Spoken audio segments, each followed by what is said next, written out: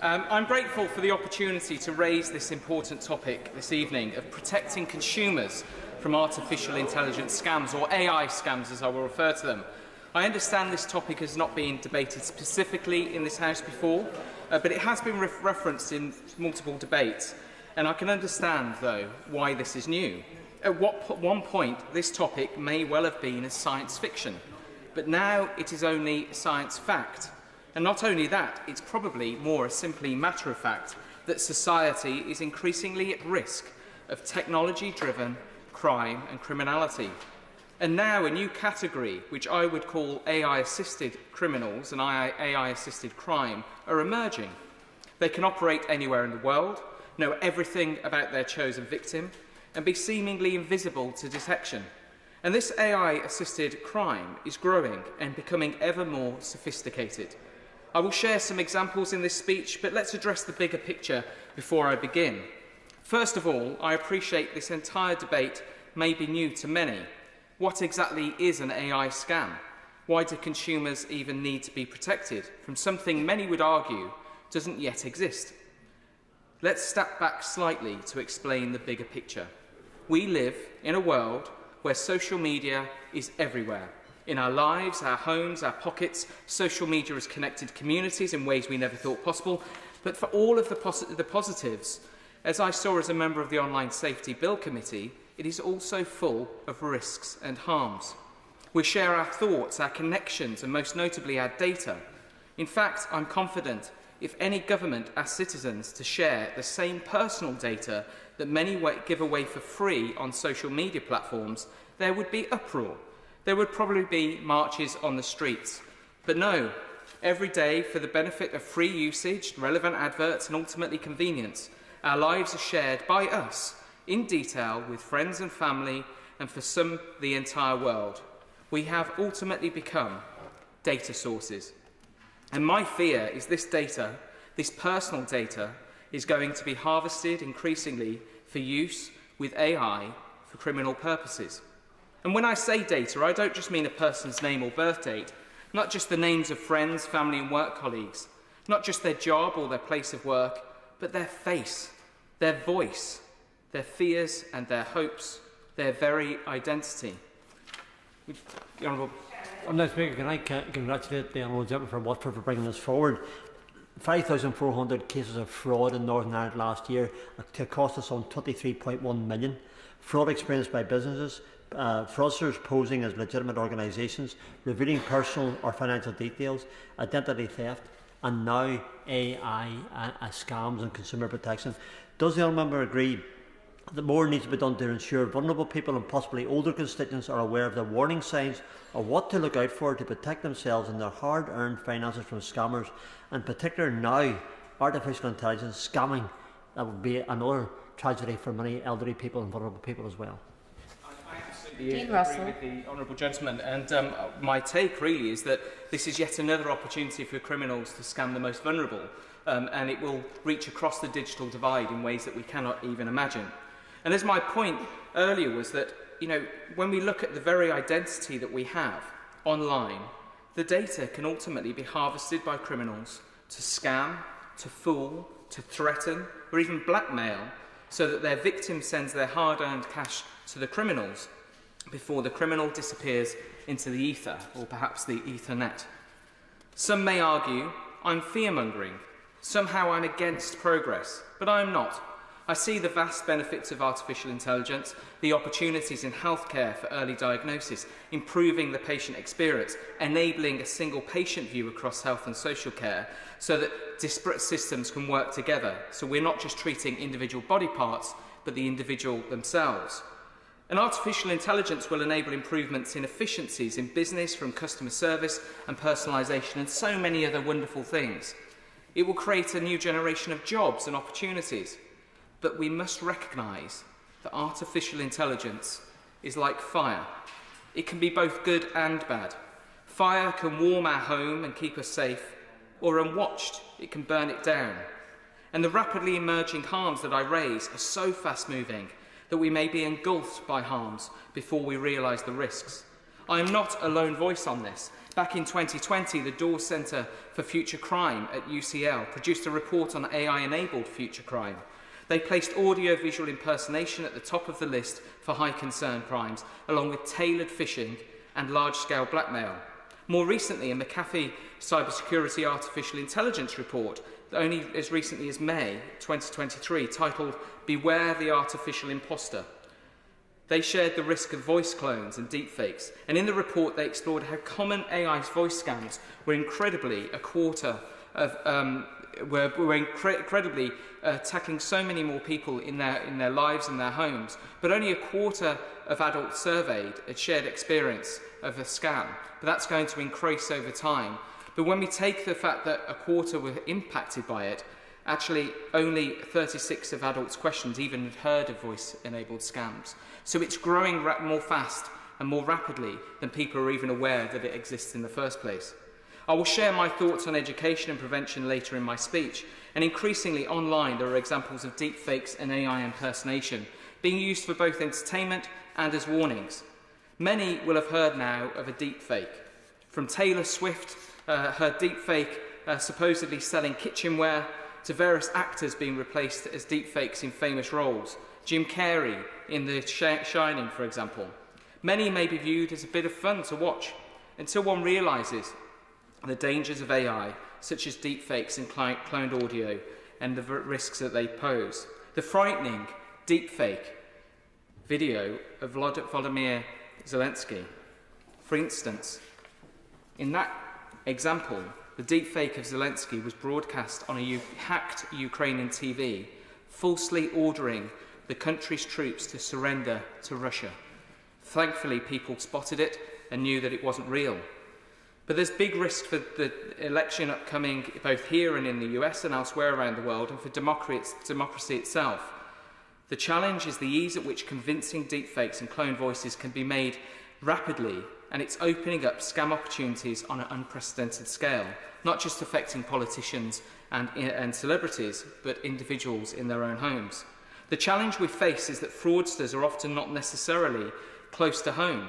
A recent report by Which pointed out that the City of London Police estimates that over 70% of fraud experienced by UK victims could have an international component, either offenders in the UK and overseas working together, or fraud being driven solely by a fraudster based outside the UK. Which also shared how AI tools like ChatGPT and Bard can be used to create convincing corporate emails from the likes of PayPal that could be misused by unscrupulous fraudsters. In this instance, such AI-assisted crime is simply an extension of the existing email fraud and scams we are already used to. Now imagine that it's not just emails from a corporation, but video calls or cloned voice messages from loved ones. And one might suddenly see the scale of the risk. I am aware I've been referring to various reports and stories, but let me please give some context to what these scams can look like in real life. Given the time available here, I will give just a couple of recent examples reported in the media. Perhaps one of the most extreme was reported in The Independent. In the US, a mother from Arizona shared her story with the local news show WKYT.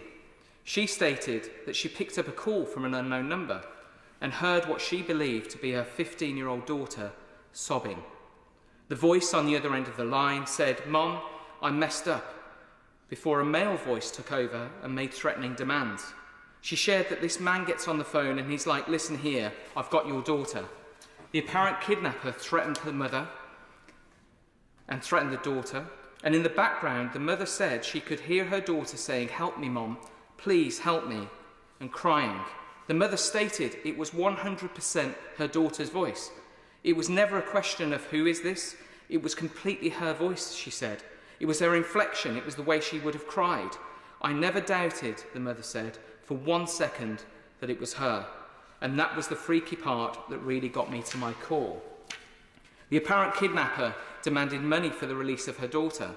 The mother only realised that her daughter was safe after a friend called her husband and confirmed that was the case. But it wasn't. It was a deep fake AI cloning her voice, using it to blackmail and threaten. Another example is reported in the Daily Mail.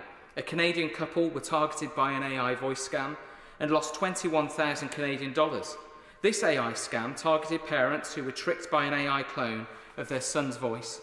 The convincing clone of his voice told them he was in jail for killing a diplomat in a car crash. The AI caller stated they needed $21,000 for legal fees before going to court, and the frightened parents collected the cash from several banks and sent the scammer the money via Bitcoin. In this instance, the report shared that whilst the parents filed a police report, once they realised they'd been scammed, they said the money's gone. They said there's no insurance and there's no getting it back. It's gone. Madam Deputy Speaker, there are many examples, growing examples, in my view, that are simply the canary in the mine. I'm sure that many of us have received over recent years at least one scam text message. Usually they're pretty unconvincing, but that's because they're dumb messages, in the sense that there's no context. But now imagine, like the examples I mentioned, that the message is not in text but a phone call or even a video call where you can see one's loved one's face or hear their voice. And the conversation is as real as it would be speaking to that loved one in person. Perhaps they ask how you are, possibly even mentioning something you recently did together, perhaps an event you attended, or perhaps a nickname that you use, or even a band that you're a fan of.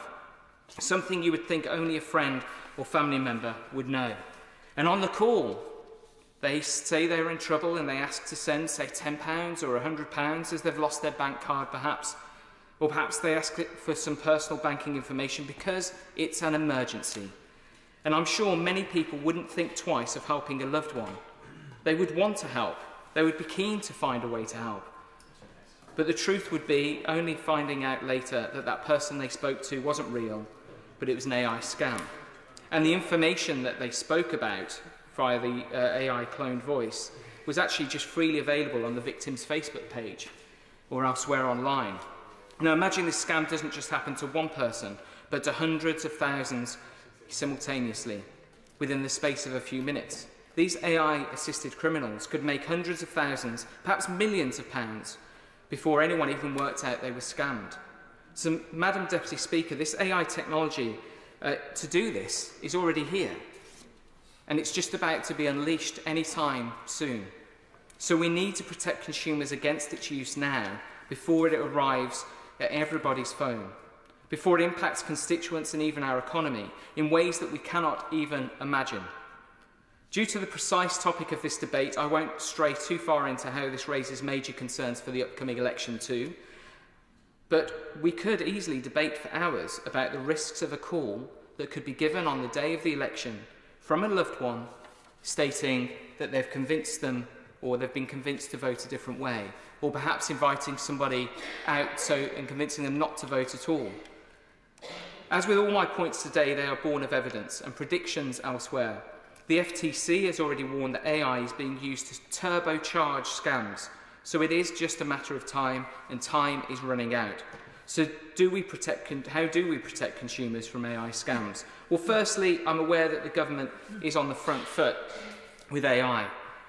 I was fortunate to attend the Prime Minister's speech on AI last year, a speech I genuinely believe will be considered in decades to come one of the most important by a Prime Minister, because amid all of the challenges we face globally, that really was a case of looking long-term at challenges we don't know we're facing. I also appreciate that the government has stated it expects to have robust mechanisms in place to stop the spread of AI-powered disinformation before the general election. But the risks of deepfakes go far and wide, and the economic impact of AI scams are already predicted by some media outlets to run into the billions. With the Daily Hodl reporting that the latest numbers from the US Federal Trade Commission show imposter scams accounted for $2.6 billion in losses just in 2022. Our British Secretary of State said the rise of generative AI, which, as it was described, which can be used to create written, audio and video content, had made it easier for people to create more sophisticated, misleading content and amplifies an existing risk around online disinformation. So with the knowledge that the government is ahead of its game when it comes to AI, I ask that some simple measures are considered in the activities of the government through my honourable friend and learned friend on the front bench, who I know gets this topic inside out. So I have several asks. Firstly, via legislation, can we please look at legislation or guidelines or simple frameworks to create what I believe to be called, or I've dubbed for simplicity, a Turing clause. Everyone knows that Turing spoke about the idea of technology being able to fool humans in the future. Well, that time seems to be here. So the principle of the clause would be that any application or use of AI where the intention is to pretend to be a human must be clearly labelled. I believe we can begin this by encouraging all government departments and organisations working with government that they must have clear labelling in place. A simple example would be chatbots. If a person is not speaking to another real human being but to AI, it must be clearly identified.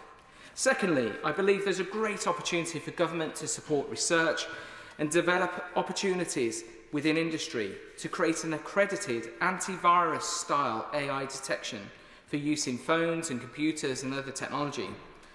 This would be similar to the rise of antivirus software in the early days of the World Wide Web. The premise of the technology would be to help identify the risk of AI being used in any communications with an individual. For example, this technology could be used to provide a contextual alert from any phone call, text message or other that is received to warn it could be at risk of being AI generated or manipulated. For example, receiving a call from a supposed family member that is using an unknown phone number.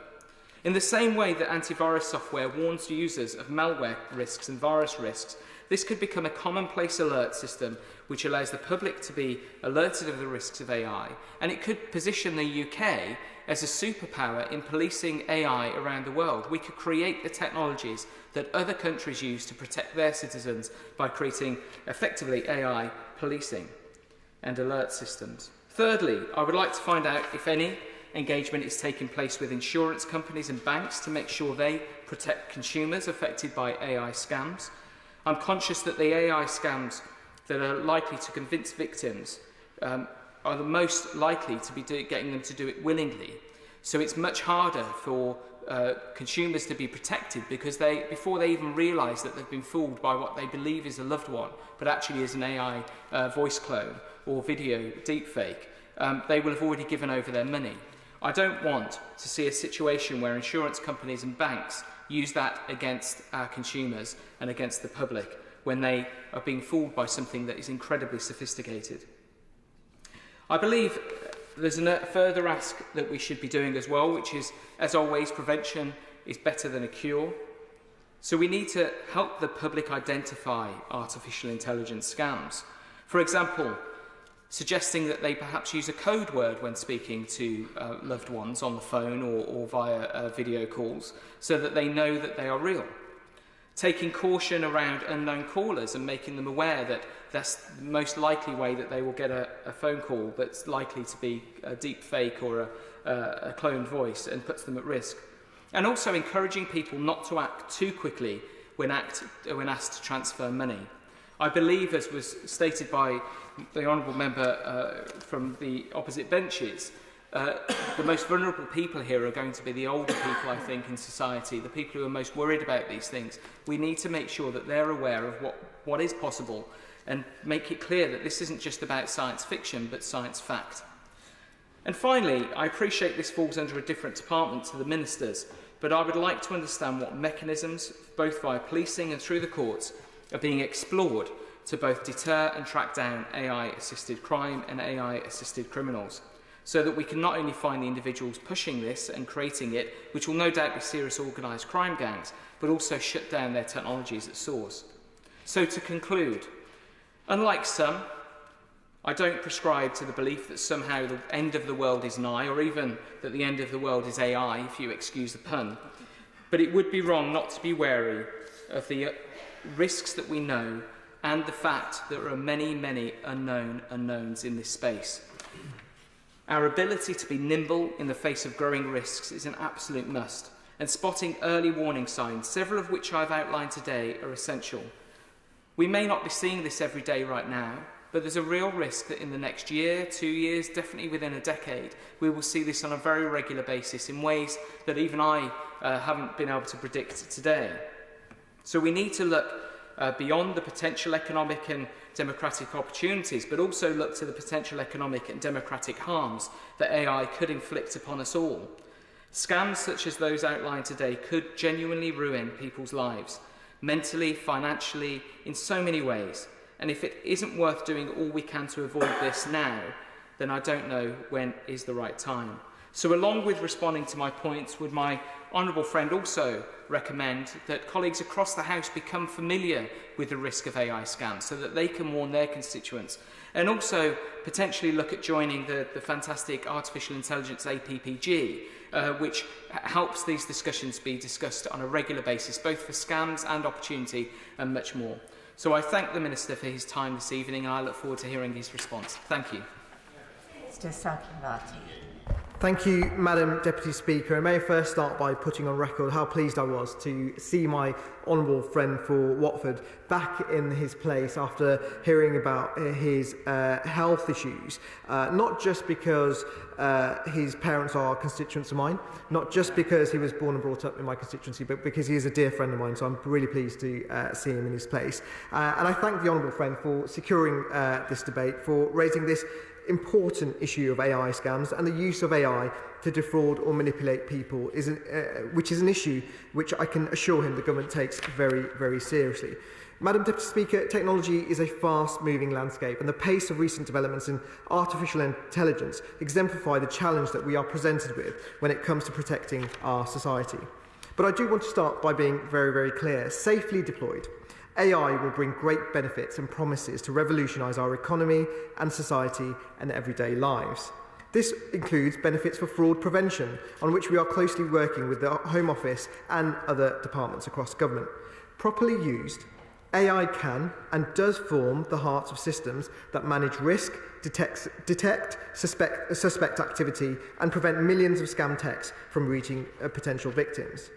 However, as my honourable friend has rightly identified, AI also brings challenges.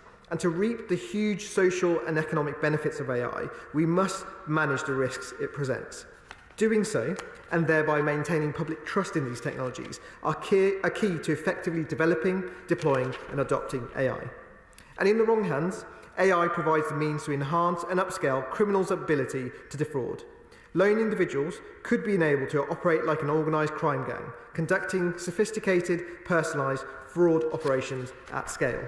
And I thought my honourable friend spoke eloquently about some of the risks and with evidence of what some of the risk of AI can be. But the government has taken a technology-neutral approach, and the recent Online Safety Act will provide significant protections from online fraud, including where AI has been used to perpetrate a scam. More broadly, on services it regulates, the Act will regulate AI-generated content in much the same way it does on content generated by humans. Under the Online Safety Act, all regulated services will be required to take proactive action to tackle fraud facilitated through user-generated content. And I'm actually conscious that my honourable friend may just have introduced a new phrase into the lexicon when he spoke of AI-assisted criminals. And I'm confident that the Online Safety Act will be key to tackling fraud where there is AI-generated content shared by users with other users. In addition, the Act will mandate an additional duty for the largest and most popular platforms to prevent fraudulent paid-for advertising appearing on their services. This represents a major step forward in ensuring internet users are protected from scams. But the government is also taking broader action on fraud beyond the Online Safety Act. In May 2023, the Home Office published a fraud strategy to address the threat of fraud. The strategy sets out an ambitious and radical plan for how government, law enforcement, regulators, industry and charities will work together to tackle fraud. And to answer my honourable friend's point, the government is working with industry to remove the vulnerabilities that fraudsters exploit. It's working with intelligence agencies to shut down fraudulent infrastructure, and with law enforcement to identify and bring the most harmful offenders to justice. We're also working with all our partners to ensure that the public have the advice and support that they need. The fraud strategy set an ambitious target to cut fraud by 10% from 2019 levels, down to 3.3 million fraud incidents by the end of this Parliament. Crime survey data already shows that we are currently at this target level, but we are not complacent and we continue to take action to drive down fraud. Our £100 million investment in law enforcement and the launch of the new National Fraud Squad will help catch more fraudsters. We are working with industry to block fraud, including stopping fraudsters exploiting calls and texts to target victims. We've already blocked more than 870 million scam texts from reaching the public, and this strategy will enable us to go much further. Social media companies should carefully consider the legality of different types of data scraping and also implement measures to protect against unlawful data scraping. They also have data protection obligations concerning third-party scraping from their websites, which we are strengthening in the Data Protection and Digital Information Bill. This bill will hit rogue firms hounding people with nuisance calls with tougher fines. The maximum fine is currently £500,000. Under this bill, the maximum fine will rise to 4% of global turnover, or £17.5 million, whichever is greater, to better tackle these rogue activities and punish those who pester people with unwanted calls and messages. Absolutely. Thank the Minister for a very comprehensive and very detailed response to the Honourable Gentleman for Watford. It really is quite encouraging. Minister, my intervention on the Honourable Member for Watford and his contribution as well, he also focused upon those who are elderly and vulnerable. Specifically for that category of people, what can be done? Minister.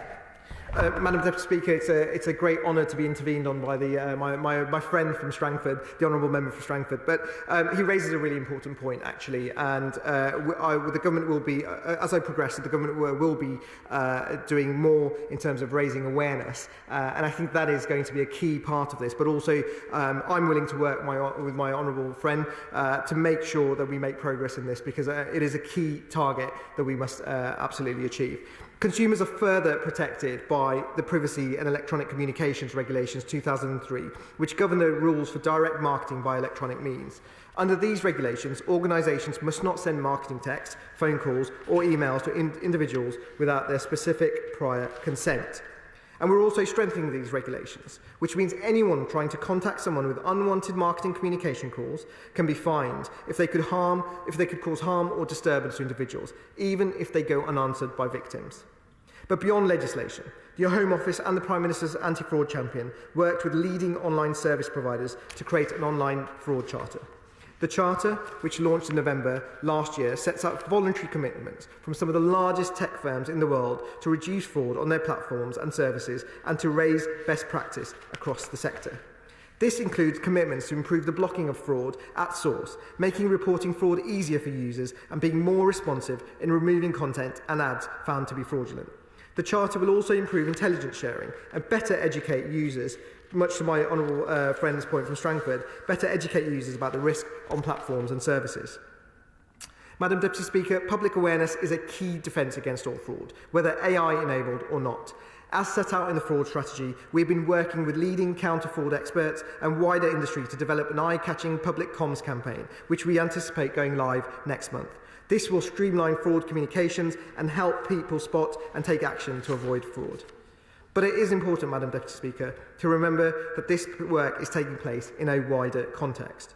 The UK is leading the way in ensuring that AI is developed in a responsible and safe way, allowing UK citizens to reap the benefits of this new technology but be protected from its harms.